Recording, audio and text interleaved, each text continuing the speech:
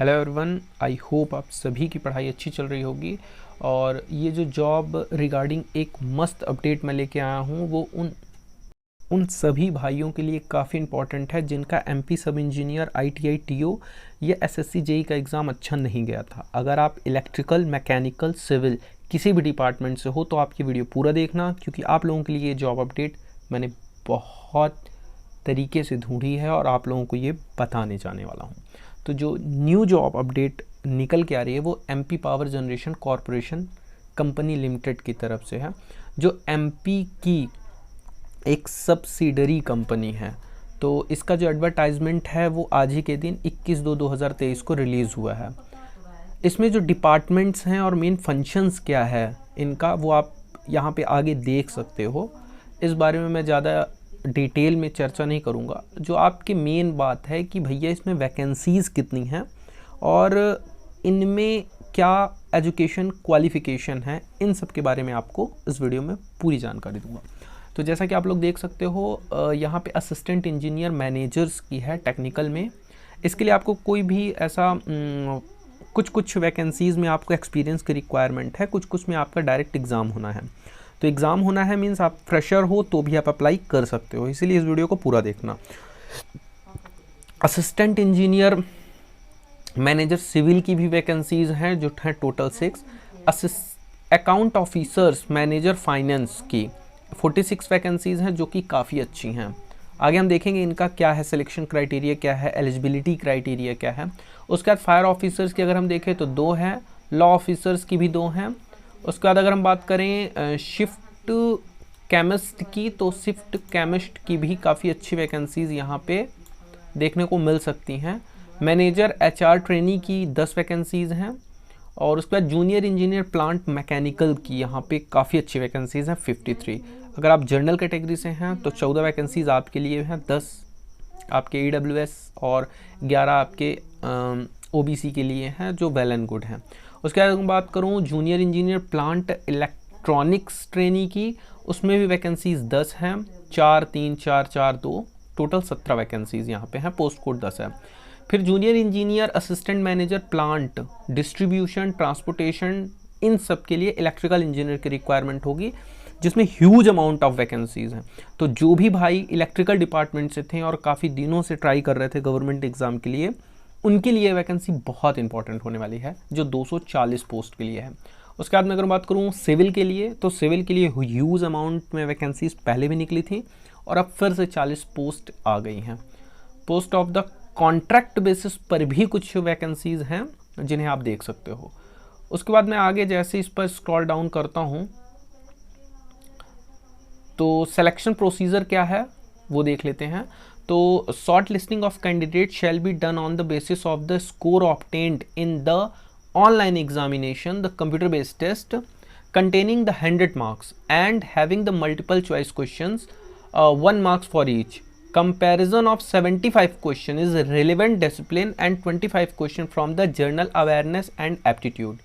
Duration of the online examination CBT shall be on the 2 hours. मतलब 2 घंटे में आपका 100 क्वेश्चन का पेपर होना है जिसमें 75 क्वेश्चन आपके डोमेन से आएंगे। मीन्स अगर आप रट के जाते हो डोमेन वाले तो 75 में अगर आप 70 कर ले हो, 20 उधर कर लो, 90 नंबर कट ऑफ बहुत मैक्स टू मैक्स रेयर जाएगा।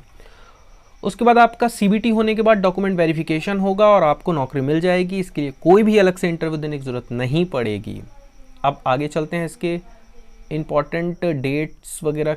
टेस्ट सिटीज़ क्या क्या हो सकती हैं तो भैया टेस्ट सिटी यहाँ पे भोपाल, जबलपुर, इंदौर, सतना, उज्जैन और ग्वालियर रखी गई हैं।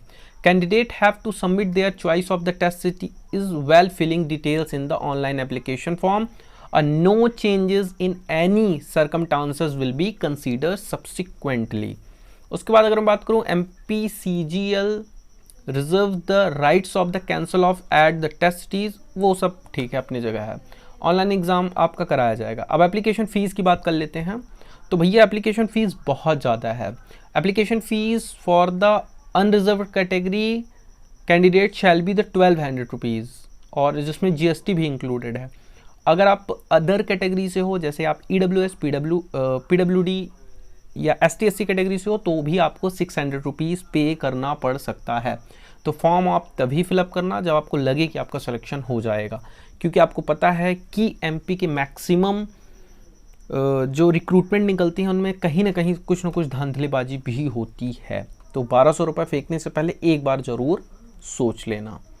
अब मैं उसकी अगर बात करूं तो एग्ज़ाम डेट का ऑनलाइन एप्लीकेशन रजिस्ट्रेशन स्टार्ट कब से होगा, तो 24/2/2023 से ये स्टार्ट हो जाएगा और 16/3/2023 तक ये फॉर्म फिलअप होगा। That's well and good. उसके बाद हाउ टू अप्लाई के लिए आपको www.mpgcilmp.gov.in पे जाना है और एप्लीकेशन कैसे फॉर्म फिलअप करना है आप कमेंट बॉक्स में बताइएगा, मैं उसके लिए एक सेपरेट वीडियो अलग से बना दूंगा। ठीक, तो आई होप मैंने आप लोगों को सभी इंपॉर्टेंट जानकारियां दे दी हैं। एप्लीकेशन ऑफ सबमिशंस, उसके बाद देखते हैं आगे कुछ और इम्पॉर्टेंट, पेमेंट ऑफ द फ़ी। ठीक है, यहाँ पे ऐसे कोई इम्पॉर्टेंट जानकारी नहीं है। तो आई होप आपको ये वीडियो पसंद आया होगा। वीडियो पसंद आया हो तो वीडियो को लाइक और चैनल को सब्सक्राइब कर दीजिएगा। लेकिन यहाँ पे मैं आपको बता दूँ, मिनिमम 4 ईयर एक्सपीरियंस रिक्वायर्ड है, जिसमें असिस्टेंट इंजीनियर की है। असिस्टेंट इंजीनियर मैनेजर ट्रेनिंग में भी मिनिमम 4 ईयर की। Account officers only certified CA ही इसमें अप्लाई कर सकते हैं। ले दे के फायर ऑफिसर्स के लिए आपको BTech degree in fire engineering वो होनी चाहिए। लॉ में आपको लॉ की डिग्री होनी चाहिए। उसके बाद मैनेजर एचआर में आपको the candidate should have the regular MBA HR PGDM होना चाहिए। जूनियर इंजीनियर मैकेनिकल में आपकी the candidate should have regular diploma in the mechanical engineering from the AICTE approved institute with the categories for employ working in the success completion of the, वही आपको diploma होनी चाहिए। और अगर आपके पास BTech है तो भी आप इसमें अप्लाई कर सकते हो। That's is very good for you. अगर आप जूनियर इंजीनियर इलेक्ट्रॉनिक्स से हो तो भी आप, वही क्राइटेरिया है कि अगर आपने इलेक्ट्रॉनिक्स से बीटेक या डिप्लोमा कर रखा है तो आप इसमें अप्लाई कर सकते हो। उसके बाद सिविल में भी सेम क्राइटेरिया है, तो इसमें आप देख सकते हो। ठीक,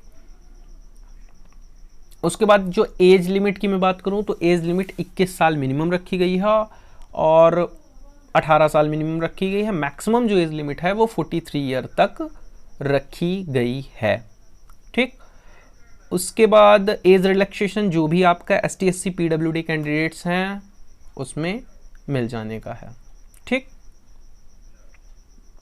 तो आई होप आपको इतनी बात समझ में आ गई होगी। अगर आपको लगता है कि आप इतनी कम सीटों में भी फाइट कर सकते हो तो आप ये फॉर्म ज़रूर फिलअप करो। एग्ज़ाम में भी इसका जून जुलाई तक होने का है, क्योंकि अभी मार्च में इसके फॉर्म फिलअप होंगे तो 2 महीने का टाइम एग्ज़ाम के लिए होगा। ठीक, ओके बाबा।